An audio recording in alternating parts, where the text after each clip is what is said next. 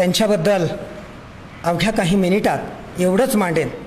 मित्रहो, डॉक्टर विठ्ठल लहाने, विश्वप्रसिद्ध plastic surgeon, कार्यसंस्कृतीला प्रथम प्राधान्य देणारं व्यक्तिमत्वही, 40,000 दुभंगलेले ओठ आणि टाळूंच्या बालकांच्या मोफत शस्त्रक्रिया करणारा हा लातूरातील जागतिक पातळीवरचा अवलिया डॉक्टर. MBBS परीक्षेमध्ये तब्बल 13 सुवर्णपदकं यांनी मिळवली. जगातल्या प्रसिद्ध 12 प्लॅस्टिक सर्जनमध्ये यांची गणना होते, अर्थात ते किमयागार ठरतात. प्लॅस्टिक सर्जरी, कॉस्मेटिक सर्जरी बरोबरच बर्न अँड रिकन्स्ट्रक्टिव्ह सर्जन म्हणूनही देशभरात ख्यातिप्रिय आहेत. नैपुण्य, कार्यकुशलता ही इत्यादी गोष्टी पाहून 2007 साली स्माईल ट्रेनचे संस्थापक ब्रायन मुलॅनी यांच्या हस्ते अमेरिकेतील बाल्टिमोर या ठिकाणी द स्माईल ट्रेन हिरो अवॉर्डनं डॉक्टर विठ्ठलराव लहाने यांना सन्मानित करण्यात आलं आहे. डॉक्टर लहानेंचं व्याख्यान ऐकून केवळ मोटिवेशन मिळाल्यामुळं 10वी नापास विद्यार्थी असलेल्या एका विद्यार्थ्यानं परिश्रमपूर्वक पुन्हा शिक्षण घेऊन शास्त्रज्ञ बनला, ही त्यांच्या व्याख्यानाची फलश्रुती आहे. मित्रहो, आज आषाढी एकादशी, अवघ्या महाराष्ट्राचं आराध्य दैवत असलेल्या पंढरीच्या विठ्ठलाची वारी. आपल्या नावातच विठ्ठल असलेल्या डॉक्टररूपी विठ्ठल लहानेंनी आपल्या साजिऱ्या वाणीतून पंढरीच्या गोजिऱ्या विठ्ठलाला साथ घातली आहे आणि ते म्हणतायत, बा पांडुरंगा कृपा कर, बा विठ्ठला आमच्या प्रयत्नाला यश दे, कोरोनावर यशस्वी लस दे. या अर्थ टावोसह मी पाचारण करतोय विश्वप्रसिद्ध plastic surgeon doctor Vitthal Lahane sir, आणि त्यांचा विषय आहे देश बदल जाएगा, देश बदल जाएगा. आदरणीय doctor Vitthal Lahane sir.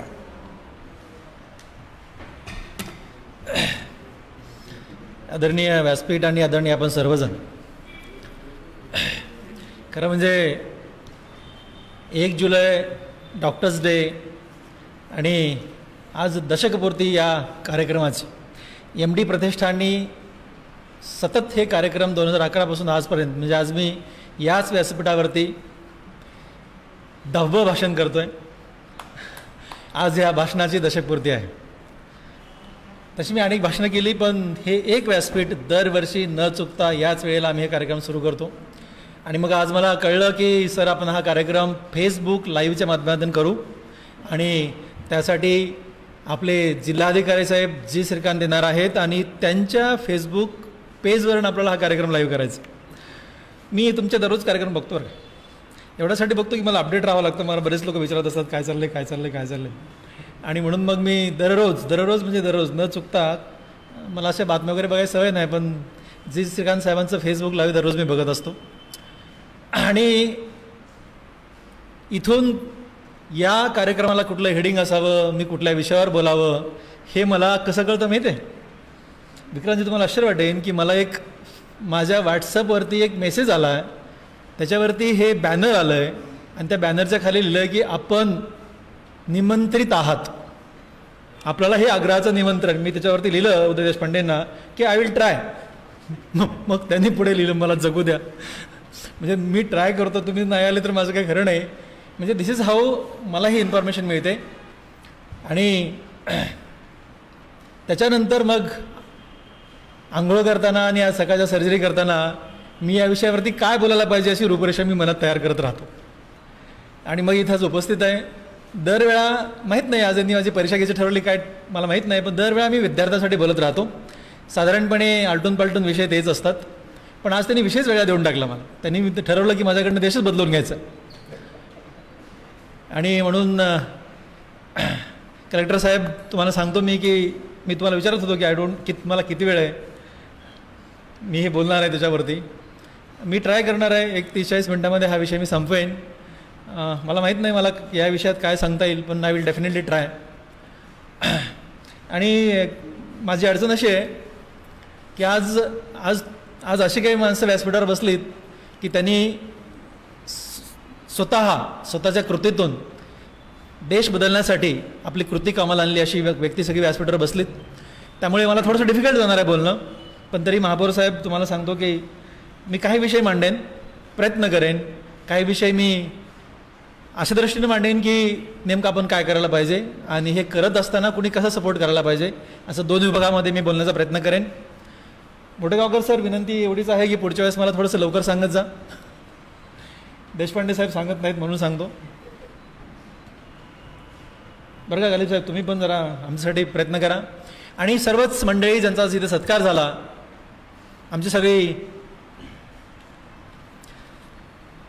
Girish Thakur sir आणि त्यांची टीम, त्याच्यामध्ये doctor Amunde, Nilima Deshpande madam, Vinayak Sirsat, doctor Maruti Karale, Abhijit Yadav, Hrishikesh Haridas आणि शिवप्रसाद मुंदळा, ह्या सगळ्यांचं मनापासून मी अभिनंदन करतो.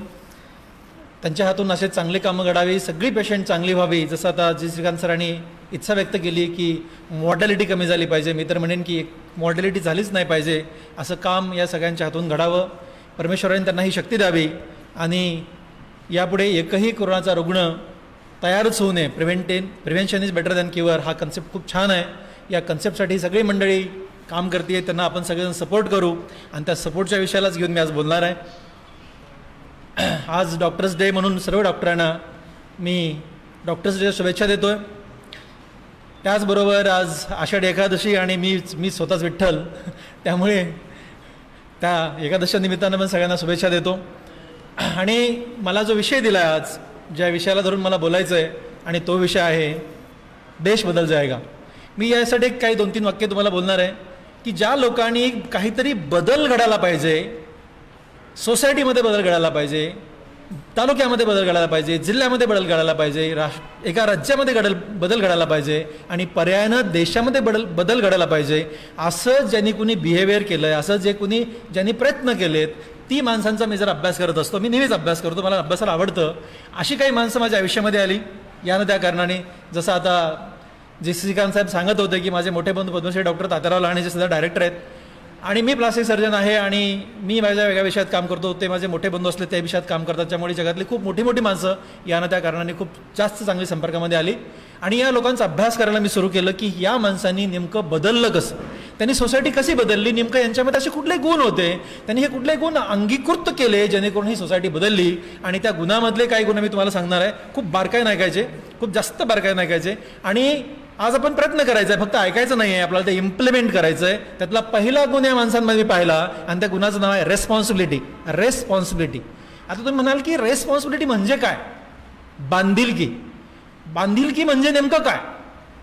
तर एखादं चांगलं काम, मी बारकाईने आहे का, एखादं चांगलं काम तुम्हाला सांगितलंय आणि तुम्हाला काही अडचणीमुळे ते काम करता नाही आलं, अडचणीमुळे, okay, you have some problems, तर तुम्ही ते चांगलं काम करण्यासाठी काय अडचणी आल्या ही कारणं सांगून ते जर काम नाही केलं तर याला इनॅबिलिटी म्हणतात, इनॅबिलिटी. ओके, पण एवढ्या अडचणी असताना सुद्धा जर तुम्ही एखादं काम पूर्ण केलं, अडचणी असताना सुद्धा एखादं चांगलं काम तुम्ही ते पूर्ण केलं तर त्याला रेस्पॉन्सिबिलिटी असं म्हणतात. हा कोण करतो? ज्याला बांधिलकी आहे.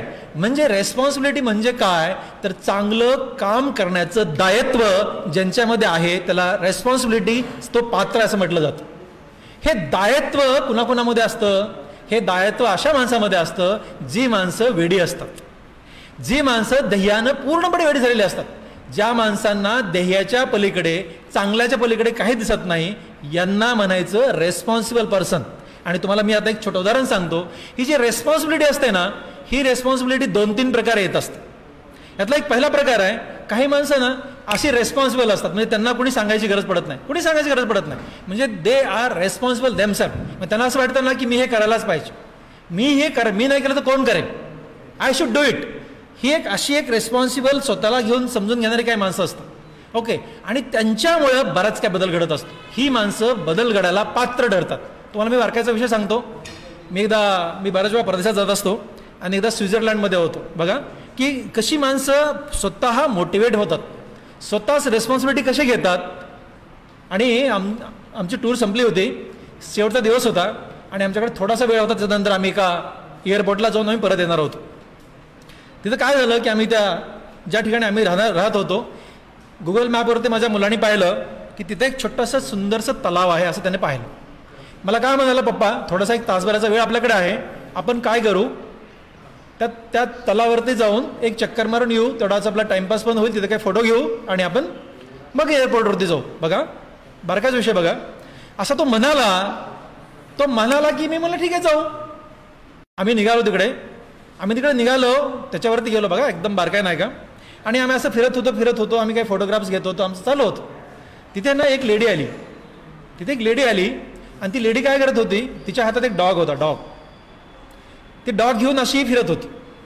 तिथे ना एक रस्ता होता, ज्या रस्त्याने आम्ही फिरत होतो त्या रस्त्याच्या बाजूला गवत उगवलेलं होतं. एकदम गवत उगवलेलं, भरपूर गवत होतं. तर काय झालं माहिती आहे, हा जो डॉग आहे ना, हा डॉग ते अशी थोड्या वेळ पुढे घेऊन निघाली आणि तो डॉग काय केला, रस्ता सोडला आणि त्या गवतात गेला आणि त्यांनी तिथं टॉयलेट केली. बघा एकदम जंगल, त्याने टॉयलेट केली. आम्ही आपलं असं फिरत होतो, असं बघत होतो. त्याने टॉयलेट केल्यानंतर पुढे काय घडायला पाहिजे बघा. तिने टॉयलेट केल्यानंतर ही लेडी ज्या त्या डॉग बरोबर जी जात होती, तिने तिची पर्स उघडली. त्या पर्समधून एक कॅरीबॅग काढली आणि कॅरीबॅग काढून तिथे जवळ गेली, जिथे टॉयलेट केली होती ती उलटी कॅरीबॅग करून ती टॉयलेट हाताने उचलली, कॅरीबॅगमध्ये घातली, तिला बांधली गाठ आणि ती कॅरीबॅग हातात घेऊन ती लेडी चालत जात होती. ती चालत गेली आणि पुढे ज्या ठिकाणी डस्टबिन होती, ज्या ठिकाणी त्यांच्याकडे सगळं सेग्रिगेशन असतं, कुठलं काय कुठं टाकायचं ते, त्या एका डस्टबिनमध्ये जिथं लिहिलं होतं की इथं डॉगची टॉयलेट टाकू शकता, ते चिन्ह लावलेलं असतं, त्यात ती टाकली तिने. मला इतकं आश्चर्य वाटलं की मी म्हटलं हिला कोण पाहत होतं. तेही गवतामध्ये, जंगलातला विषय चाललाय. कोण पाहत होतं? कोणी पाहत नाही ना. आपल्याकडे तर पाहिल्याशिवाय कोणी रागवल्याशिवाय आपण काही करतच नाहीत.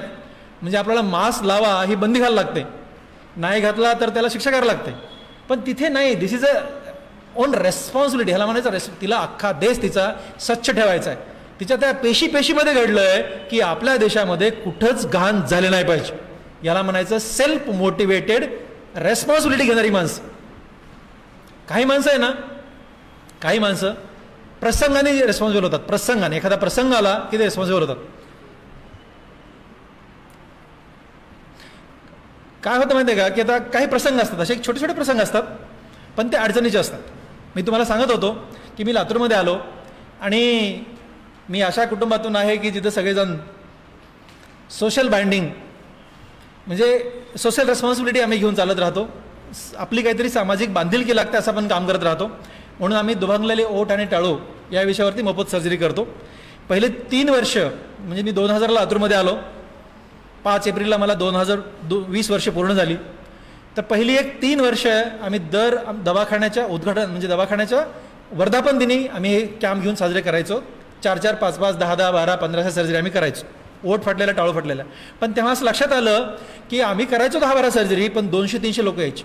म्हणून स्माईल ट्रेन नावाचं एक ऑर्गनायझेशन, स्माईल ट्रेन हे एक अमेरिकन चॅरिटेबल ट्रस्ट आहे, ती आपल्याला मदत करते असं मला कळलं होतं. म्हणून त्यांना मी लिहिलं, कारण मी पण गरिबाचा मुलगा आहे. त्यांना मी खूप पत्र लिहिले, खूप पत्रव्यवहार केला. आणि त्यांच्याकडनं एक माणूस माझ्याकडे आला आणि मला म्हणे, where you want to practice this. मी मला लातूर. त्यांचा पुढचा प्रश्न होता, व्हेअर इज लातूर. कारण लातूर हा विषय लोकांना माहीतच नाही. लातूर हा विषय लोकांना माहीत नाही. मी त्यांना खूप प्रयत्न करतो लातूर समजून सांगायचा. ते अमेरिकेत, न्यूयॉर्कमध्ये बसलेली माणसं. शेवटी मी त्यांना एक क्लू दिला की लातूर म्हणजे अर्थक्वेक झालेलं प्लेस. मग हे मात्र सगळ्या जगाला माहीत. 1993 मध्ये अर्थक्वेक झाला. आणि मग मला त्यांचे प्रश्न सुरू झाले की लातूरमध्ये जिथं अर्थक्वेक झाला तिथं प्लास्टिक सर्जन काय करतोय. आता प्लास्टिक सर्जन काय करतोय जे मला उत्तर नव्हती. मी त्यांना म्हणलं, एनिवे माझा हा नेटिव्ह डिस्ट्रिक्ट आहे, मला इथे यायचं आहे, मला काम करायचं आहे, मला मदत करा. आणि मित्र त्यांनी मला एक अमेरिकन माणूस इथे, इंडियन, जो अमेरिकेत या स्माईल ट्रेनवर काम करतो, सतीश कालरा नावाचा, लातूरमध्ये आले. ही 2004 मधली गोष्ट आहे. त्यांनी हे सगळं पाहिलं आणि ते पूर्ण म्हणाले की तू वेडा आहेस, शाळा तर नाहीच आहेस, कारण प्लास्टिक सर्जरी डिग्री घेऊन लातूरमध्ये यायचं आहे, इथं सगळं काम करायचं आहे. एनिवे म्हटलं, that is not important, help me out. त्या माणसाने मला पार्टनरशिप दिली आणि मी काम करायला सुरू केलं. काम करायला सुरू केल्यानंतर काम करायला सुरू केलं. दुभंगलेले ओठ आणि टाळू या विषयावरती मी काम करत होतो. आणि मग मी काय करायचं, एक आठवडाभरामध्ये काही पेशंट ऑपरेट करायचे.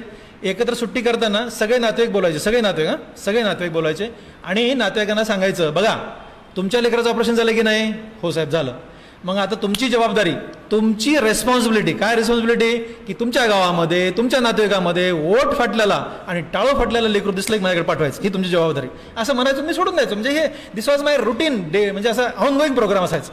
एकदा काय झालं माहिती आहे का, मी असं बोलायचं, निघून जायचं, बोलायचं दररोज, म्हणजे हे माझा नेहमीचा कार्यक्रम. एका मला एक फोन आला, लँडलाईनवरती फोन माझ्याकडे ट्रान्सफर केला माझ्या रिसेप्शनिस्टने, आणि ती बाई एक लेडी बोलते एकदम गावरान आवाजामध्ये, साहेब मी ना इथं लग्नाला आलो. बघा बरं काय नाही का, प्रसंग कशी माणसाला रेस्पॉन्सिबल करतात.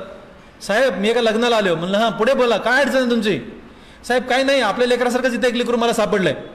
हां ती बाई बघा, आपल्या लेकरासारखंच लेकरू सापडलंय. मला काहीही ताळमेळ लागत नाही, मला काही कळत नाही काय म्हणते. तर ती काय म्हणते की आपल्या लेकरासारखंच इथे लेकरू सापडलंय. म्हणजे मला लक्षात आलं, आणि बघा साहेब मी ती तुमच्याकडे पाठवते, ते ऑपरेशन करून द्या साहेब. आणि त्या बाईनी न शिकलेल्या लेडीनी त्या माणसाला ते ओठ फाटलेल्या लेकरू पाहिलं, तिला स्वतःच्या घरी घेऊन गेली, आमची फाईल दिली, तिला पण लिहिता येत नव्हतं, आणि ह्या फाईलच्या पत्त्यावर लातूरला पाठवून दिलं. याला म्हणायचं रेस्पॉन्सिबिलिटी. प्रसंगाने येते, तिच्यावर प्रसंग आला आणि म्हणून या माणसाने रेस्पॉन्सिबिलिटी घेतली आणि मग तिने अशा पेशंटला आपल्याकडे पाठवून दिलं. हे आपण कुठून शिकलो. द फर्स्ट रेस्पॉन्सिबिलिटी येते, आपण सेल्फ मोटिवेटेड असतो, आपल्याला चांगलं काम करायचं असतं. सेकंड असे काही प्रसंग तुम्हाला जातात, आणि तिसऱ्या नंबरची रेस्पॉन्सिबिलिटी आपल्यामध्ये येते, आणि ती कुणाला तरी अनुकरून येते.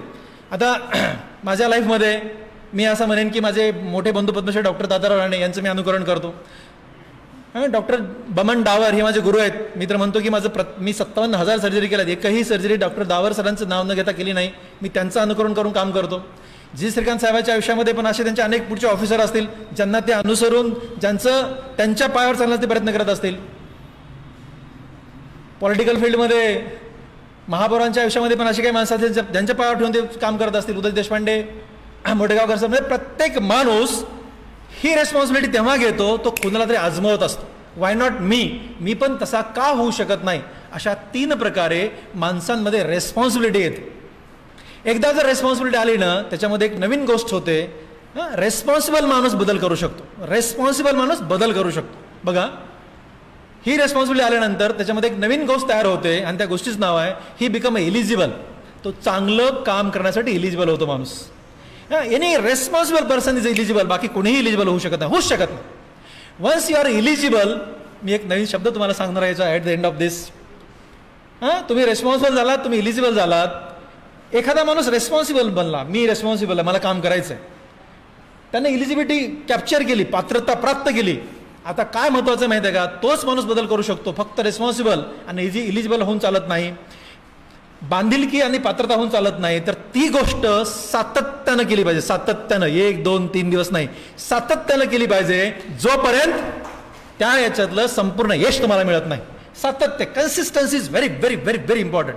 तुम्हाला सांगत होतो मी किस्सा सांगता की मी ते इंटरलाकनला, तुम्ही कधी गेला असेल स्वित्झर्लंडमध्ये, इंटरलाकन नावाचं एक प्लेस आहे. सर तुम्हाला सांगतो, त्या इंटरलाकनमध्ये जर तुम्ही सीझनमध्ये गेलात, टूरच्या सीझनमध्ये गेलात ना, तर तिथे त्या इंटरलाकनमध्ये तिथले स्वित्झर्लंडच्या लोकांपेक्षा भारतात लोक जास्त असतात.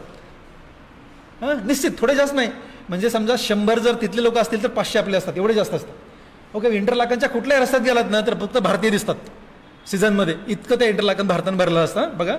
आणि तिथे ना, आता तिथे असे ग्राउंड असतात, नद्या, म्हणजे ती एकदम सिस्टीम सुंदर आहे तिकडची सगळी. नदीच्या बाजूने चालायला रस्ता, असं एकदम सुंदर केलेला कार्यक्रम आहे. तर मग तिथं गेलं तर मी आपण जाताना बघत असतो, तिथे ना एक माणूस मी पाहिला, आईस्क्रीम खात होता, इंडियन आईस्क्रीम खात होता. आईस्क्रीम खाऊन झालं, त्याचं रॅपर राहिलं. रॅपर त्यांनी काय केलं माहिती आहे का, ते रॅपर असं बंद केलं आणि खिशात ठेवलं आणि चालत गेलं आणि पुढे एक डस्टबिन टाकलं. मला इतकं छान वाटलं यार, म्हणलं आपल्या लोकांना इतकी चांगली सवय लागली. तुम्हाला सांगतो सर, त्याच्यानंतर आम्ही मुंबईला लँड झालो, मुंबईला आलो आम्ही सगळेच. त्यातला तो होता की नव्हता नाही असं नाही, पण जे आता स्वित्झर्लंडवरून जे फ्लाईट मुंबईला येतं त्यात जास्तीचे इंडियनच लोक जास्त असतात. आले आम्ही, लँड झाल्यानंतर ते इमिग्रेशनला लाईन असते. तुम्हाला सांगतो, त्या लाईनमध्ये ना लोक पाणी प्यायची बाटला खाली टाकायचे, रॅपर कुठे मग त्या विमानतळामध्ये कचरा. मी म्हटलं हेच लोक तिथं होते स्वित्झर्लंडमध्ये, त्यानं ते रॅपर खिशात ठेवलं होतं, इथं आलाच काय झालं असेल, म्हणजे असं काय घडलं, तोच माणूस आहे ना. तर तुम्हाला सांगत होतो, फक्त रेस्पॉन्सिबिलिटी आणि इलिजिबिलिटी क्रायटेरिया घेऊन चांगलं कार्य घडत नाही, देश बदलत नाही. तर ते चांगलं काम कन्सिस्टंट केलं पाहिजे, फक्त त्या स्वित्झर्लंड पुरतं नाही, भारतात आल्या सुद्धा केलं पाहिजे. तरच ते सिद्धीच जातं. आणि एखादी गोष्ट आहे ना, बऱ्याच वेळा असं म्हणतात की नाही एखाद्या माणसाने करून काय होतं तुम्हाला सांगतो, एखाद्या माणसाने करून पण खूप मोठा बदल होतो. एखाद्या माणसाने करून पण खूप मोठा बदल होतो. आणि त्याच लिंकला तुम्हाला सांगतो मी की मी उद्वांगलेले ओठ आणि टाळू या विषयावरती आम्ही मोफत सर्जरी करतो. हा नेहमीच आमचा प्रोग्राम आहे. याच विषयाला धरून मला एकदा अमेरिकेत बोलवलं गेलं एका विषयावरती बोलण्यासाठी. एका कॉन्फरन्सला मी गेलो. त्या कॉन्फरन्समध्ये डॅलसमध्ये आमची कॉन्फरन्स होती आणि डॉक्टर ब्रायन समरलँड, खूप मोठं नाव आहे, डॉक्टर ब्रायन समरलँड, हे ह्या खूप मोठा उंच माणूस आहे. या माणसाचं व्याख्यान सुरू होतं. तो या विषयावरती बोलत होता. ज्यांना अख्खं आयुष्य 70+ त्यांचं वय, अख्खं आयुष्य त्या माणसांनी दुभागलेले ओठ आणि टाळूमध्ये घातलं. ते भाषण देत होते आणि त्यांचंच लेक्चर संपलं की एक माणूस उठला, सर्जन खालचा बसलेला, आणि त्यांनी प्रश्न विचारला. मला इतकं आश्चर्य वाटलं की काय प्रश्न विचारा माहिती आहे. त्यांनी विचारलं की सर, जर 12 वर्षाचं लेकरू ज्याला ओठ पण फाटला आहे टाळू पण फाटली आहे, तर तुम्ही आधी ओठाचं ऑपरेशन कराल का टाळूचं कराल? मी म्हणलं एवढा चिल्लर प्रश्न काय विचारला असेल? त्याचं कारण आहे की मी इथं जेव्हा लातूरमध्ये आलो तेव्हा तुम्हाला प्रामाणिकपणे सांगतो की मी ऑपरेशन ओठ फाटलेला 50 वर्षाचा, टाळू फाटलेली 60 वर्षाचा, म्हणजे मी जे सर्जरी केल्यानं 10-12 वर्ष म्हणजे माझ्यासाठी सगळ्यात तरुण पेशंट अशा सर्जरी करून तिथे गेलो होतो. म्हणलं एवढा चिल्लर प्रश्न काय विचारला असा त्या माणसाने? असं मला इतका प्रश्न पडला. आणि बघा आता समरलँड काय म्हणतात. समरलँड क्षणभर थांबले आणि well you know I don't know. I don't know. मी म्हणलं ह्याच्यात न असायचं काय कारण आहे? त्याने विचारलं सर मीन्स व्हॉट. आता मीन्स व्हॉटचं उत्तर काय दिलं बघा. ते काय म्हणाले, मीन्स दिस, आमच्या देशामध्ये, त्यांचं उत्तर डॉक्टर ब्रायन समरलँडचं उत्तर आहे, आमच्या देशामध्ये गर्भाशयात असताना सोनोग्राफीत कळतं की या लेकराचं ओठ फाटलेलं आहे, टाळू फाटलेली आहे. आमच्या देशामध्ये गर्भाशयात असताना कळतं. म्हणजे तिथं आम्ही काउन्सिलिंग करतो. इन विट्रो प्रेग्नन्सीमध्ये आम्ही काउन्सिलिंग करतो. बघा, जन्म झाल्यानंतर त्या लेडीला कसं फीड करायचं, काय कसं पाजायला पाहिजे लेकराला हे सांगतो. 3 महिने लेकराला झाले, 3 महिने त्याचं 5 किलो वजन झालं की आम्ही ओठाचं ऑपरेशन करतो. साधारणपणे 10 महिने ते 12 महिन्याच्या आत आम्ही टाळूचं ऑपरेशन करतो. त्याच्यामुळे 1 वर्षाच्या नंतर आमच्या देशामध्ये पेशंटच आम्हाला माहीत नाही. त्याच्यामुळे 12 वर्षाचं कसं करायचं मला काय माहिती आहे. बाप रे. श्रीकांत सर, तुम्हाला सांगतो मी, असं म्हणतात ना की असं डोकं फिरतं माणसाचं 90 डिग्री 100 डिग्री. माझं 360 डिग्री डोकं फिरलं. मला कळणं आपण राहतो कुठे, वेअर लिव्हिंग. अरे यार, आपल्या देशामध्ये म्हणजे मी 70 वर्षाचा पेशंट जाताना ऑपरेट करून गेलो होतो. 70 वर्ष वय मी ऑपरेट करून गेलो होतो. त्याचं कारण असं होतं की आपल्या लोकांना बघा, प्लास्टिक सर्जरी करायची ना, त्यात मुंबई, पुणे, दिल्ली, नागपूर मोठ्या शहराशिवाय नाही. प्लास्टिक सर्जरी छोट्या गावात तर नाहीच नाही आणि त्याची किंमत कुणालाच परवडत नाही. त्याच्यामुळे ना हे लोक असेच घेऊन फिरायचे वर्षानुवर्ष. मला असं वाटायला लागलं की ह्या माणसाला 12 वर्षाचं लेकरू कसं ऑपरेट करायचं माहीत नाही, 1 वर्षाच्या आत सगळं करतो आणि आपलं काय. आणि तुम्हाला सांगतो सर, मी तिथून एअरपोर्टवरती आलो, न्यूयॉर्क एअरपोर्टवरती बसलो. 9 तासांनी माझं पुढचं फ्लाईट होतं भारत देशाला. 9 तास मी काय केलं असेल माहीत आहे. 9 तास असं डोकं फोडून निघालं, सगळा ब्रेनचा भेजा झाला. हा पूर्ण इतका असा पातळ व्हायला लागला ना. तिथेपासून पत्र लिहायला सुरू केली माहिती आहे. मी त्या 9 तासामध्ये महाराष्ट्रातल्या सगळ्या जिल्हाधिकारी, all collectors, all CEO, all DHO, all civil surgeon, all dean, PHC, सगळ्या लोकांच्या नावानी पत्र लिहिण्यासाठी एक एक फॉर्मॅट तयार केला माहिती आहे. मी तिथून माझ्या सगळ्या लोकांना हॉस्पिटलला ईमेलवर पाठवला आणि मग निघताना एक फोन, आणि फोनवर सांगितलं की मी जेवढं मेल केलंय ते सगळं प्रिंट आउट काढायचं आणि उद्याच्या उद्या एवढ्याला सगळे महाराष्ट्रातल्या प्रत्येक ठिकाणी पत्र पाठवायचे. आणि त्यात मॅटर काय लिहायचं सगळं लिहून दिलं होतं की आम्ही अशा सर्जरी करतोय, त्या फ्री करतोय. आणि योग छान होता सर तेव्हा. दिस इज इन 2006-07. तुम्हाला सांगतो मी की तेव्हा ना सर्व शिक्षा अभियान होतं, सर्व शिक्षा अभियान. आणि ना माहीत नाही, मे बी की आय एम सो लकी, माझे खूप सारे IAS मित्र खूप जास्त आहेत. आणि ह्या IAS मित्रांनी मला इतकी मदत केली. महाराष्ट्रातल्या सगळे कलेक्टर्स आणि म्हणजे जे माझ्या ओळखीचे होते त्यांनी दुसऱ्याची ओळख करून देऊन, तिसऱ्याची ओळख करून देऊन, ऑल कलेक्टर्स, ऑल CEO या लोकांच्या सर्व शिक्षा अभियानच्या माध्यमातून सगळी अशी राबवली ना की ओठ फाटलेला आणि टाळू फाटलेला पेशंट सापडला की बस भरून आमच्याकडे यायची, गाडीला गाडीवर आमच्याकडे यायची आणि आम्ही आपलं ऑपरेट करत राहायचो. तुम्हाला मी सांगत होतो आता बारकाई नाही का, आम्ही ऑपरेट करत राहायचो. आणि मित्र, तुम्हाला सांगतो आपलं एक रेकॉर्ड झालं. आता बारकाई नाही का हा शब्द, महाराष्ट्रामध्ये 181 प्लास्टिक सर्जन आहे जे ही सर्जरी करू शकतात. 181 महाराष्ट्रामध्ये. ओके. आणि सगळ्या महाराष्ट्रामध्ये मिळून दुभांगलेले ओठ आणि टाळूचे साधारणपणे 1400 ते 1600 सर्जरी दरवर्षी होतात. त्यातल्या 700 सर्जरी लातूरमध्ये होतात. 700 आणि एक माणूस करतोय, मोजून एक माणूस. हे रेकॉर्ड तयार झालं. महाराष्ट्रामध्ये highest number of free surgery cleft lip पॅरिडवरच्या लातूरमध्ये घडायला लागल्या. कारण आणि अडचण अशी झाली, आमच्या प्लास्टिक सर्जरीमध्ये ना असिस्टंट खूप चांगला लागतो. एखादा असिस्टंट ट्रेन केला, हे छोटं गाव आहे, असिस्टंट सोडून जायचा, मला पैसे तरी वाढवा, पगार तरी वाढवा, सोडून जायचा. मग मी काय केलं माहिती आहे का, मला एकच मुलगा आहे, त्याची डे बोर्डिंग होती, म्हणजे तो शाळेत गेला की माझी बायको रिकामी होती. माझ्या बायकोनी म्हणाली की मी तुम्हाला असिस्ट करते, आणि मी बायकोला माझं असिस्टंट बनवलं. हे अवघड काम आहे पण बनवलं. आणि मित्र तुम्हाला सांगतो मी, आम्ही एक टीम तयार केली की डॉक्टर राजेश शाह माझे भूल देतील, ते आमचे भूलतज्ञ आहेत, माझी बायको मला असिस्ट करणार आणि मी सर्जन. आमची टीम तयार झाली आणि अशी टीम झाली की कोणीच कोणाला सोडून जाणार नाही. बायको मला सोडणार नाही, मी तिला सोडणार नाही, आणि भूलतज्ञ माझा पार्टनर आहे. आणि मित्र आम्ही काम सुरू केलं. दररोज दोन तीन सर्जरी करत गेलो. आणि तुम्हाला एक आनंदाची गोष्ट सांगतो मी, आता 10 वर्ष कन्सिस्टंट नॉन स्टॉप काम केल्यानंतर एक सुंदर बदल झाला, एक सुंदर देशामध्ये बदल झाला. आणि 10 वर्षांनी माझ्याकडे एक पेशंट आली, सोनोग्राफीचा रिपोर्ट घेऊन पेशंट आली, सोनोग्राफीचा, की सर माझ्या पोटामध्ये बाळ आहे, ज्या बाळाचा ओठ फाटलेला आहे आणि टाळू फाटलेला आहे, पुढे काय करावं सांगा. मित्र हो, तुम्हाला सांगतो मी, आय वॉज सो हॅप्पी. मी इतका एक्सायटेड झालो ना की म्हटलं हा बदल शक्य आहे, बदल पॉसिबल आहे. आणि आत्ता आपल्याकडे असं एकदाही घडत नाही की ज्या दिवशी माझ्या ओपीडीमध्ये एक तरी पेशंट सोनोग्राफीचा रिपोर्ट घेऊन माझ्याकडे येत नाही. आता आपल्याकडे सुद्धा तेही लातूरमध्ये, मी छोट्या गावचं बोलतोय, लातूरमध्ये दुभंगलेल्या ओटाची आम्ही प्रेग्नन्सीमध्येच असताना काउन्सिलिंग करतोय. आम्ही 3 महिन्याच्या लेकराची ओठाची सर्जरी करतोय, 1 वर्षाच्या आता मी टाळू सर्जरी करतोय. आणि मित्र मी एक पत्र लिहिलं डॉक्टर समरलँड सरांना, आणि सरांना म्हटलं सर आमच्या देशामध्ये सुद्धा प्रेग्नन्सीमध्येच आम्ही काउन्सिलिंग करतो, 3 महिन्याचा असतानाच आम्ही ओठाचं ऑपरेशन करतो, आणि 1 वर्षाचं आता आम्ही टाळूचं ऑपरेशन करतो. This is possible. हा चेंज कधी पॉसिबल आहे? Take a responsibility, be eligible to do a work. Take a responsibility and be eligible. बांधिलकी जोपासा, पात्रता निर्माण करा, आणि ती कन्सिस्टंट ठेवा. कन्सिस्टंट. आता हे कन्सिस्टंट ठेवताना काय होतं, बऱ्याच वेळा कन्सिस्टंट राहण्यासाठी बऱ्याच गोष्टी अडचणीच्या पडायला लागतात. तेव्हा काय करायचं, काही लोकांना ऑब्झर्व करायचं. मला अनेक लोक म्हणतात की तुम्ही इतके मुलांसाठी भाषणं का देता, एवढ्या ठिकाणी का जाता. तुम्हाला मित्र माहीत आहे, मी अनेक वेळा बोलताना मी बोलत असतो की माझी दिनक्रिया जी आहे ना ती खूप अडचणीची आहे. मी 4:45 वाजता, मी वेळेचा खूप बांधलेला माणूस आहे, 4:45 वाजता मी सकाळी कामाला सुरू करतो, संध्याकाळी 6:30 पर्यंत मी न श्वास घेता काम करतो. मी नेहमी चॅलेंज करत असतो, माहिती आहे तुम्हाला, 14.25 तास न श्वास घेता कसं काम करायचं एकदा माझ्याकडून बघा. असं मी वेड्यासारखं काम करतो. तरीसुद्धा मुलांसाठी उदय देशपांडेंनी सुरू केल्यापासून मी साधारणपणे 1,500 1,500 मुलांसाठी भाषणं केलेत.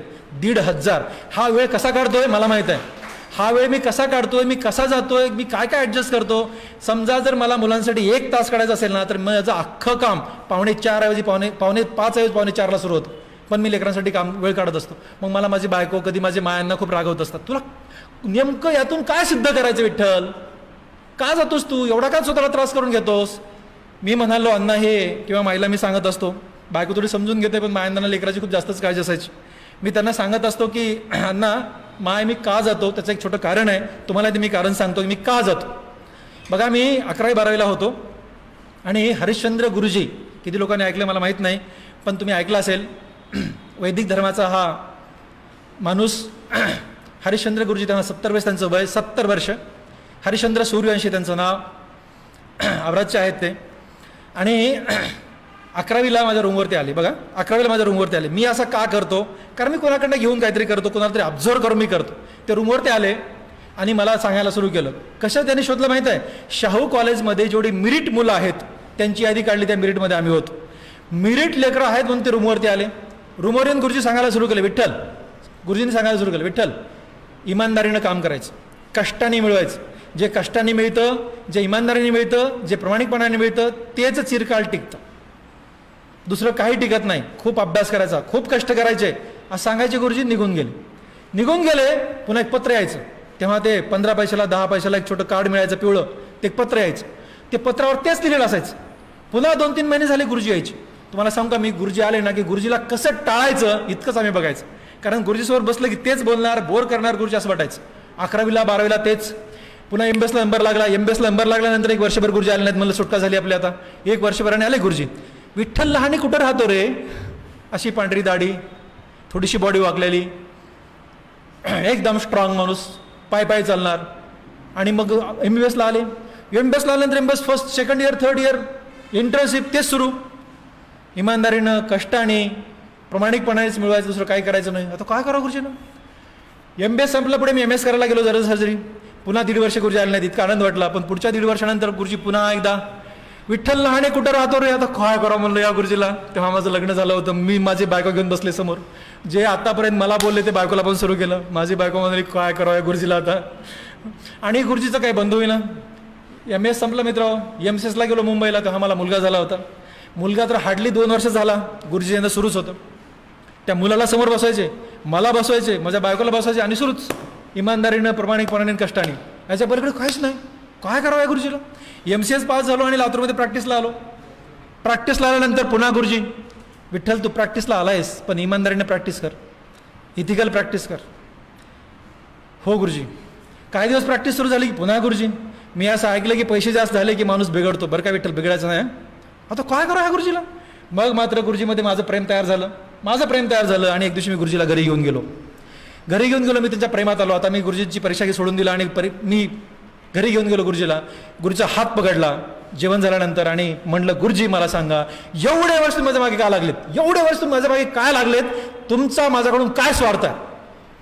गुरुजी काय म्हणाले बारकाय नाही का. गुरुजी म्हणाले विठ्ठल माझं तुझ्याकडनं काही स्वार्थ नाही आहे, पण एक खूप मोठा स्वार्थ दडलाय म्हणून तुझ्याकडे येतोय. म्हणलं काय गुरुजी. माझीच इच्छा आहे म्हणे की तू भारत देशाचा चांगला नागरिक व्हावास. ऐकला तुम्ही. भारत देशाचा चांगला नागरिक व्हावास. गुरुजी माझ्याकडे 15 वर्ष येत होते की विठ्ठल लहाने हा सगळा चांगला आहे, पण त्याच्या मनामध्ये कुठलाही वाईट दोष येऊ नये आणि हा एक भारत देशाचा चांगला नागरिक झाला पाहिजे, एवढी सात्विक इच्छा घेऊन हा माणूस मला भेटत होता.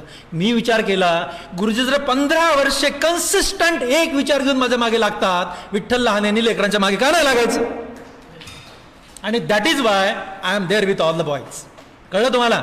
आणि मी तुम्हाला सांगत होतो पहिला शब्द रिस्पॉन्सिबिलिटी, दुसरा बी एलिजिबल, तिसरा कन्सिस्टंट, चौथा ऑब्झर्व दिस पीपल. ऑब्झर्व दिस पीपल. हे लोक ऑब्झर्व करा म्हणजे शक्ती येते. मला अशी शक्ती येते, भरपूर शक्ती येते. मला वाटतं असे लोक करू शकतात. ज्या माणसं आता 102 वर्षाचे गुरुजी आहेत, आजही ते माझ्याहून तरुण आहेत, त्यांना फक्त कमी ऐकायला येतं. आजही माझ्या घरचे ते 6 माळे चढतात. 102 वर्ष वय. कारण स्वार्थ काहीच नाही, फक्त चांगलं घडलं पाहिजे. चांगलं घडवण्याचं दायित्व घेऊन हे माणूस जगतोय. आपण का नाही जगायचं, त्यांच्या फुटस्टेप आपण का नाही फॉलो करायच्या. म्हणून या लोकांना ऑब्झर्व करा. आणि शेवटी तुम्हाला सांगतो, ऑब्झर्व केल्यानंतर काही लोकांविषयी वाचत चला. Read about them and replicate them. काही लोक आहेत ना वाचायचे, त्यांच्याविषयी वाचा. Read about them and replicate them. परवा एक खूप चांगला माणूस आता आपल्यामध्ये नाही आहेत, 3 आठवडे त्यांना झालं. त्यांचं नाव आहे डॉक्टर अडिनवाला. बघा अडिनवाला सरांचं, doctor Adenwala is a cleft surgeon. त्रिचूरमध्ये केरळामध्ये ते दुबंगलेलं ओट अँड टॉवर ऑपरेशन करायचे. त्यांचा 83वा बर्थडे 4 वर्षापूर्वी साजरा केला. 83rd birthday. ते 87 वर्षाचे होते, पण 83rd बर्थडे साजरा केला. त्या आता काल म्हणजे 15 दिवसापूर्वी ते गेलेत आणि त्यांच्याविषयी लिहून आलं आर्टिकल, मी वाचलं.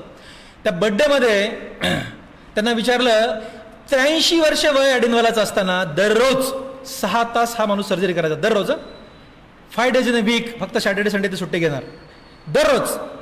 83 वर्ष वय आणि त्यांचा हात असा थोडा थरथर कापत नव्हता माहिती आहे. मग त्यांना विचारलं की सर तुम्ही असं कसं करू शकता. ते काय म्हणाले बघा, आणि ते आपण करायचं. ते म्हणाले I enjoy my work. Okay, me I enjoy my work.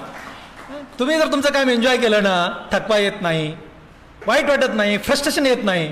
मग असे लोक वाचायचे आणि त्यांना रिप्लिकेट करायचं. रिप्लिकेट ते त्यांनी जे केलं ते आपण करायचं. रिप्लिकेट द्या, आपण पण एन्जॉय करायचं. काम करताना एन्जॉय करायचं. मलाही लोक असे प्रश्न विचारतात, तुम्हाला कंटाळा येत नाही का. कारण मला कंटाळा येत नाही, कारण मी एन्जॉय करतोय.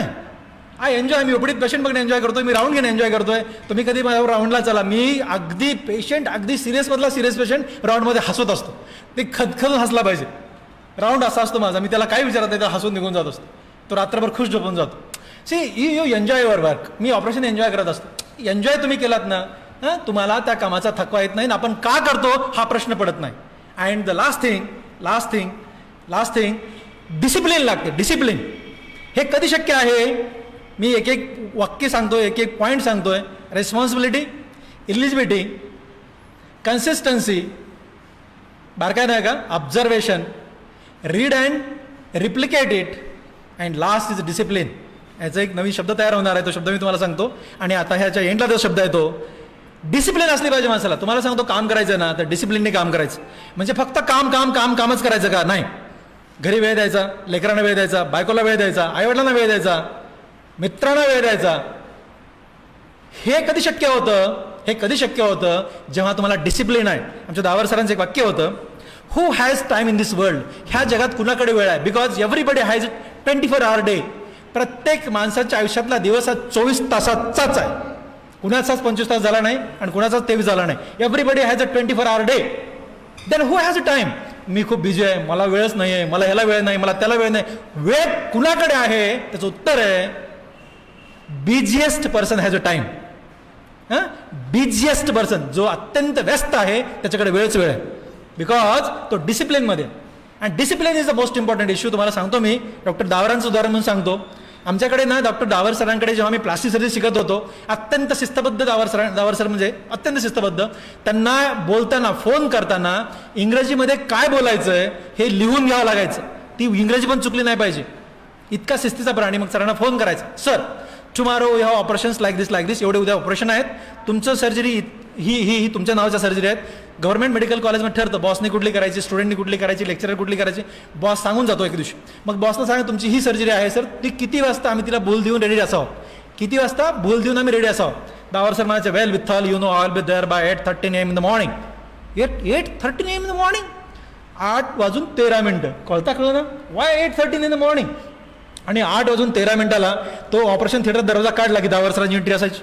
आता काय करावं? 6 महिने झालं, वर्ष झालं, 2 वर्ष झालं, 3 वर्ष झालं, दररोज प्रश्न, sir tomorrow's list, well what time will be there, well Vitthal I be there by 8:30 in the morning. तो काय करावं? बरं विचारलं नाही तर बॉस आहे, नापास करायचा. विचारला तर पाहिजे. आणि मला प्रश्न पडला. शेवटी मी MCS पास झालो, प्लास्टिक सर्जरी डिग्री घेतली आणि लातूरमध्ये याचं ठरवलं. तेव्हा प्रसाद 2 वर्षाचा होता आणि मग माझी बायको, मी आणि दावर सर, माझ्यावर अगदी वेडला एवढं प्रेम करणारा माणूस, त्यांच्या पाया पडायला गेलो दर्शन घेऊन जावं म्हणून. सरांच्या मी पाया पडलो आणि सांगितलं की मी लातूरमध्ये प्रॅक्टिस सुरू करणार आहे. आणि दावर सरांना म्हटलं की सर मला एक छोटा प्रश्न आहे की तुम्ही 8:13 सर्जरीला का यायचे? कारण आता मी प्रायव्हेट प्रॅक्टिसमध्ये चाललो आहे, मी पण सर्जरी 8:13 सुरू करेल, तुझा लक्की नंबर असेल तर please tell me. It may be lucky number. तुम्हाला असं माहीत नाही, आता एवढा मोठा माणूस आहे. दावर सरांनी थोडं स्माईल केलं माझ्याकडे, मला सांगितलं nothing like lucky number Vitthal, nothing like lucky number. हा काय लक्की नंबर नाही. मला एकदम क्युरिओसिटी, मग काय सर? मग सर थोडं हसले, नाही सर काय सांगा ना. मग सर म्हणाले, बघ विठ्ठल, हा लक्की नंबर वगैरे काही नाही.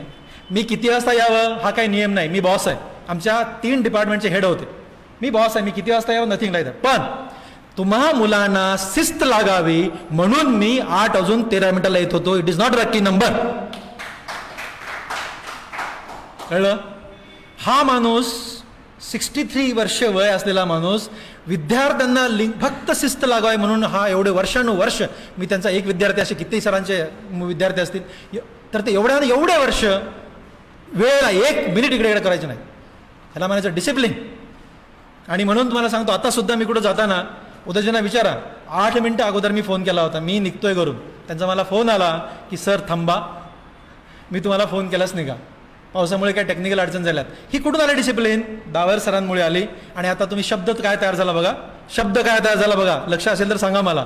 Responsibility R, eligible E, consistency C, observation O, read about the people R, and be in the discipline D, record. हे रेकॉर्ड तयार झालं. आणि जी माणसं रेकॉर्ड तयार करतात ती देश बदलू शकतात, दुसरं कोणी बदलू शकत नाही. म्हणून रेकॉर्ड तयार करा, रेकॉर्ड. आणि रेकॉर्ड तयार करण्यासाठी काय लागतं? ज्या मी 5 गोष्टी सांगितल्या त्या लागतात, बाकी काहीच लागत नाही. फक्त काय भानगड होती माहिती आहे का? लोकांना काय वाटतंय, लांडे साहेब तुम्ही म्हणताय होय सगळं बरोबर आहे, पण खऱ्याचं काही खरं नाही हो. जे जास्त काम करतं ना त्याचं काहीच खरं नाही बघा. कमी काम करून लोक पुढे करून मौस मजा मारतात, काम करणारे मागच भरतात, असं मला अनेक लोक सांगत असतात. किंवा काम करणाऱ्या माणसानं जास्त काम केलं पाहिजे अशा अपेक्षा करतात लोक. हे लोकांचं माझ्याकडे नेहमी रडगाणं असतं. पण तुम्हाला सांगू मित्र, जास्त काम, आमचे अण्णा पण म्हणायचे, माझे वडील म्हणायचे, खरायचे मायबाप वनवासाला गेलेत, जे खरं वागलंय ना त्याला वनवासाला जावं लागतं, असे माझे वडील पण म्हणायचे. पण तुम्हाला सांगतो, तुम्ही खरं असाल ना वनवास पण एन्जॉय करायचा, काय त्यात खोटं काहीच नाही ना. त्याच्यामुळे तुम्हाला जर एक्स्ट्रा काम लागलं तर का लागलं माहिती आहे का, कारण तुम्ही इलिजिबल आहात म्हणून तुम्हाला एक्स्ट्रा काम लावलं. बाकीच्या लोकांना एक्स्ट्रा काम लागलं नाही किंवा त्यांच्याकडनं त्या कामाची अपेक्षा केली नाही, कारण दे आर नॉट एलिजिबल, ते एलिजिबल नाही आहेत आणि तुम्ही इलिजिबल आहात. आणि म्हणून तुमच्याकडनं एखादी चांगली गोष्ट अपेक्षा केली ना, त्यासाठी वाईट म्हणायचं काहीच कारण नाही, काहीच म्हणजे काहीच कारण नाही.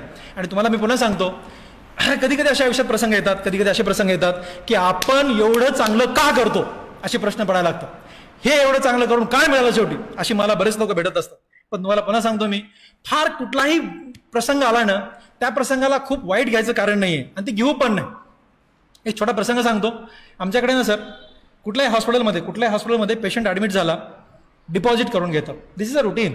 तुम्हाला आश्चर्य सांगू, पद्मश्री डॉक्टर तात्याराव लहाने आणि माझी आई, म्हणजे आमची आई, माझी माय, मी बॉम्बे हॉस्पिटलमध्ये घेऊन गेलो तिला गेल्या वर्षी. बॉम्बे हॉस्पिटलमध्ये आम्ही घेऊन गेलो. तिला पॅनक्रायटिस झाला होता, व्हेंटिलेटरवरती होती.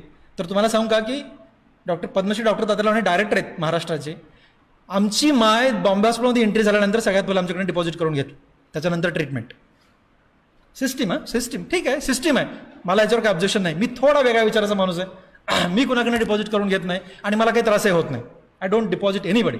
ऑफकोर्स मी पैसे घेतो, मी काही सगळंच फ्री करत नाही, असं उगीच म्हणू शकत नाही. मी पैसे घेऊन प्रॅक्टिस करतो. पण तुम्हाला सांगतो मी की मला वाटतं की ठीक आहे, आता इमर्जन्सीमध्ये आहे, पेशंट ॲडमिट झाला आहे, ऑपरेट करू, उद्या घेऊ, परवा घेऊ, सुट्टी करताना आपण पैसे घेऊ, ही माझी सिस्टीम आहे. आणि एकदा काय झालं माहिती आहे का, एकदा काय झालं, रात्री पेशंट आला. रात्री येणारे म्हणजे काहीतरी दारू बिरू पिऊन मारामाऱ्या करून असे आमच्याकडे पेशंट येतात. हात तोडा, नस तोडा, हे सगळे नस जोडणारा इथं कोणी दुसरा डॉक्टर नसल्यामुळे सगळे नस तुटले की डॉक्टर विठ्ठल लहाने, मग ते रात्री बेरात्री माझ्याकडे असतात. एक दिवशी रात्री 1:30-2 वाजता एक पेशंट आला. मस्तपैकी बऱ्यापैकी ड्रिंक होता आणि असा मस्त काच मारून घेतला होता, भांडबिंड केले होते, सगळ्या 17-18 नसा हातच तुटल्या होत्या. ओके, त्याची बायको, ते सासरे, ते आणि मग सगळे त्याचे मित्र सोबत होते. मी स्वतः जात असतो किती पण वाजता, बिकॉज मी रेस्पॉन्सिबिलिटी घेतली आहे की रात्री सुद्धा माझ्याकडे कितीही लोक काम करत असतील तर मी स्वतः पेशंट बघायला पाहिजे. आज परमेश्वरच्या कृपेने मी पूर्ण पोट भरलेला डॉक्टर आहे, पण तरी सुद्धा मी आज रात्री मी स्वतः पेशंट बघत असतो. किती वाजता पेशंट येऊ, मी पेशंट बघायला गेलो आणि मग एक्सप्लेन केलं सगळं की हे असं असं आहे, असं असं आहे, याला एक एवढा खर्च लागेल, असा एक 40-50 रुपये खर्च होईल. ठीक आहे साहेब, असू द्या, काय अडचण नाही आहे. म्हणजे मी पैसे डिपॉझिट करून घेत नाही, पण साधारणपणे सगळ्यांना कल्पना देतो किंवा एवढा खर्च होईल, असं होईल तर सांगतो. मी त्यांना सांगितलं. मी लगेच ऑपरेशन थिएटरमध्ये घेतलं. आम्ही 2 वाजता सर्जरी सुरू केली. 6 तास लागलं सर्जरीला. सकाळी 8ला सर्जरी संपली आणि त्याच्यामुळे आमची भानगड अशी झाली ना की आमचं 5:45ला काम सुरू व्हायचं, काम ते 8:30ला सुरू झालं. आता हे आमचं 4 तास गॅप भरता भरता आम्हाला तो दिवस गेला, तो रात्र गेली आणि दुसरा दिवस उजडला. म्हणजे हे 4 तास गॅप भरण्यासाठी आमचे 2 नाईट फायर झाल्या. पण असं होतं, रात्री इमर्जन्सी आली ना, कारण आमचं प्लॅन वर्क असतं. माझ्याकडे 1.5 महिना बुक असतो, 1.5 महिना. माझ्याकडे 300 सर्जरी वेटिंगवर असतात. मी दररोज 10 सर्जरी करतो. ओके, असं देशामध्ये नाही, कुठेच असा एकही प्लास्टिक सर्जन नाही ज्याच्या नावावर 300 सर्जरी वेटिंग आहेत. आपल्या नावावर 300 सर्जरी वेटिंग लिस्ट असतात. त्याच्यामुळे मला दुसरा दिवस पॅक असतो माझा, पुढचा दिवस पॅक असतो माझा. पण हे असं लांब गेलं. सर्जरी झाली, सगळा विषय संपला, आम्ही आमचं करत राहिलो. सेकंड डे, थर्ड डेला म्हणजे आम्ही 2 दिवसानंतर ड्रेसिंग काढून बघतो, नस जुटली की नाही बघतो. आम्ही ड्रेसिंग काढली, नस वगैरे जुटलेली होती, पाहिलं, सगळं झालं आणि मग आम्ही सुट्टी करणार असतो. आमचा जो मॅनेजर आहे हॉस्पिटलचा माझ्याकडे आला. सर म्हणला ते पेशंट पैसे भरत नाही. मला भरेल ना, काय एवढं भरून घेईल, मला काय मोठा विषय नाही. मग आता आमचा मॅनेजर जातो, मग पुढचा लेवल हे सगळ्या लोकांनी प्रयत्न केले. पेशंट काय पैसे भरणार, त्यांना शिवाय घालायला लागला, जोरात शिवाय घालायला लागला. तुम्हाला कोणी सांगितलं सर्जरी करायला, आमच्याकडे पैसेच नाहीत, आम्ही कुठून आणायचे वगैरे वगैरे सगळं सुरू झालं. मग आमचे पोरं एकदम कडक आले माझ्याकडे. सर म्हणे त्या पेशंटला तुम्ही नाही बोलायचं, आमच्या बघतो काय करायचं ते. मला असं नाही, काय अडचण झाली बरोबर नाही म्हणे सर, असं झालं. मग त्यांनी सगळी मला स्टोरी सांगितली. मला माझ्याकडे पाठव, पेशंटला माझ्याकडे पाठव. पेशंट आला माझ्याकडे, मला शिवाय घालायला लागला. आता काय करू, म्हणलं काय झालं काय असं रे. नाही तुम्हाला कोण सर्जरी करा वगैरे. म्हणलं जाऊ दे, एकंदरीत काय विषय, तुला पैसे भरायचे नाही तितकाच विषय आहे ना, दुसरा काही विषय नाही ना, फक्त पैसे एवढाच विषय का नाही. हे बघ म्हणलं, तुझा हात वाचला, तुझ्या पैशांचा जास्त मला आनंद आहे. काय हरकत आहे, तुझी मी ड्रेसिंग करून देतो, ह्या गोळ्या लिहून देतो, ही मेडिसिन तू घे, तू घरी जा, पुन्हा 7 दिवसांनी ये, मी तुला टाकी काढून देतो, तुझा व्यायाम सांगतो, तू कर आणि काय टेन्शन घेऊ नको. ह्या सगळ्या लोकांना मी सांगतो, जा. पेशंट दिला पाठवून दिला पेशंट. काय मी म्हणलं ना, बघा. मग आमचे पोरं, सर हे सगळं तुमच्यामुळे घडतंय, सगळं जग डिपॉझिट करून घेते, तुम्ही आम्हाला डिपॉझिट करू देत नाहीत. माझी बायको मॅनेजमेंटची हेड आहे, ती सगळे पैसे बघते, ती चिडायला लागली माझ्यावर, तुला काहीच कळत नाही, असं सगळं हे करत राहता, काय अडचण आहे, पैसे लोक भरतात तेव्हा पुन्हा भरत नाहीत, तुम्ही एवढे हे केले, 3 दिवस तुमचे फायर झाले. आमची मिटिंग सुरू होती. मिटिंगमध्ये मग मी तिला बारकायचा प्रश्न विचारला हे सगळं लोकांचं फायर झाल्यानंतर. आपण किती ऑपरेशन केले आतापर्यंत? आपण 57,000 ऑपरेशन केले. किती लोकांनी आपले पैसे बुडवले? 1-2 लोकांनी पैसे बुडवले. मी काय म्हणालो पुरो, जर ह्या 2-3 लोकांनी आपले पैसे बुडवले असतील आणि 57,000 लोकांनी आपल्याला मदत केली असेल, ह्या तिघांचा काय विचार करताय? ह्या 2-3 लोकांसाठी आपला चांगला सोडायचा? नो, नाही सोडायचं. म्हणजे कसं माहिती आहे का, हे पण एन्जॉय करता आलं पाहिजे. तुम्हाला मी पुन्हा सांगतो, कधी पण think of majority of the people, मेजॉरिटीचा विचार करायचा. चांगले लोक खूप जास्त असतात, हे अशी विकृत फार कमी लोक असतात. त्यांचा विचार करून आपले चांगले विचार कधी नाही सोडायचे, कधीच नाही सोडायचे. तुम्हाला प्रामाणिकपणे सांगतो, नाही सोडायचे. काय होतं तुम्हाला सांगतो मी. मग असे काही लोक माझ्याकडे येतात, काय सांगावं लांडे साहेब, चांगलं काम करणाऱ्या लोकांना लोक त्रास देतात. जो कोणी चांगला करतो ना त्याला त्रास देतात, वाईट काम करणारा कोणी त्रास देत नाही. हे बघा, ह्या विकृतीला खळ असं म्हणतात. ज्ञानेश्वरांनी असं म्हणून गेलेत समाधी घेताना, खळांची व्यंकटी जाओ. खळ म्हणजे वाकडेपणा. जी लोक वाकडे असतात ना, परमेश्वरा मला जमलं नाही पण तुला जमलं तर ह्या खळ लोकांचा वाकडेपणा काढव. खळ म्हणजे कोण? चांगल्याचं चांगलं झाल्यानंतर ज्याला त्रास होतो, चांगल्याचं चांगलं झाल्यानंतर ज्याला त्रास होतो त्याला खळ म्हणायचं. अशा काही विकृती असतात, फार किरकोळ हे लोक असतात. मग यांना काय त्रास होत राहतो? ते काय करत राहतात की चांगलं काम करणारा माणूस कुठं सापडतो, चांगला ऑफिसर असेल, चांगला कोणीही असेल, कुठं सापडतो आणि मग त्याला मी कसं त्रास देऊ. ही एक थोडीशी प्रवृत्ती असते. पण या प्रवृत्तीचा त्रास असा होतो की चांगलं काम करणाऱ्या माणसाचा बराचसा वेळ अशा प्रवृत्ती खाऊन टाकतात. या प्रवृत्तीला माझी विनंती आहे, सगळ्या प्रवृत्तींना माझी विनंती आहे, अगदी हात जोडून विनंती आहे. एकादशी दिवशी मी सगळ्यांना विनंती करणार आहे. तुम्हाला सांगू मित्र, बिलकुल त्रास द्या, त्यांची परीक्षा घ्या. चांगल्या माणसं परीक्षा घेतली पाहिजे, तोपर्यंत ते सिद्ध होणारच नाहीत. त्यांची सिद्धता सिद्ध करण्यासाठी त्यांची परीक्षा घ्या, त्यांना ठोके मारा, बिलकुल मारा. पण इतके पण ठोके मारू नका की ते तुटूनच जातील. त्यांना इतके ठोके नका मारू, ते तुटून जातील. आणि मग ते जे चांगल्या विचारावर चाललेत, चांगल्या वळणावर चाललेत, चांगल्या प्रवाहाच्या दिशेने चाललेत, ते प्रवाह सोडून देतील, चांगले विचार सोडून देतील, चांगले कामं सोडून देतील. आणि मग ते पण जे काय आजकाल वाईट मार्गाने वाईट प्रवाहात चाललेत ते पण तिकडे मिक्स होतील.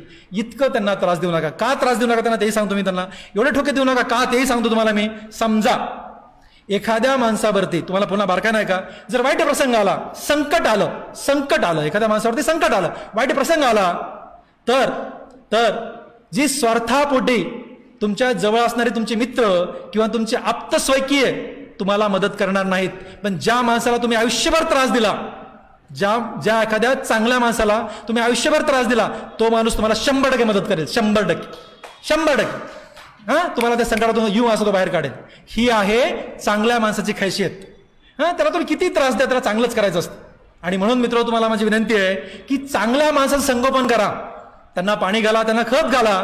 त्यांची संख्या वाढली पाहिजे. बघा, तुम्हाला सांगतो, आपण जर त्यांना त्रास द्यायला लागलो तर जी काही बॉर्डरलाईन केस असतात, बॉर्डरलाईन म्हणजे कसं, प्रत्येक माणसाला चांगलं व्हावं वाटतं, प्रत्येक माणसाला चांगलं करावं असं वाटतं. पण जर चांगलं करून त्रास होत असेल ना, काही लोक त्रास घेऊनही चांगलं करतात. पण काही लोक म्हणतात कशाला ना, एवढं चांगलं करायचं आणि एवढा त्रास घ्यायचा, याच्यापेक्षा सोडून द्या ना. आणि मग काय होतं, सोडून द्या म्हणतात आणि चांगला प्रवाह सोडून वाईट प्रवाहामध्ये जातात. चांगला प्रवाहातील लोकांची संख्या कमी व्हायला लागते. म्हणून तुम्हाला सांगतो मी, आपण काय करायचंय, या लोकांना सपोर्ट करायचा आहे. आणि या लोकांना जे इंटरमिडिएट आहेत, चांगले तर करणारच आहेत, त्यांना पण चांगल्या प्रवाहामध्ये आणायचंय. ते कसं आणता येतं, त्यांना पास करायचं. त्यांना कसं पास करायचं तुम्हाला सांगतो. फर्स्ट, त्यांच्याकडे पॉझिटिव्ह नजरेने बघायचं. संपलं, मग 2 मिनिटात संपणार आहे. पॉझिटिव्ह नजरेने बघायचं. पॉझिटिव्ह पी, त्यांना पास करा.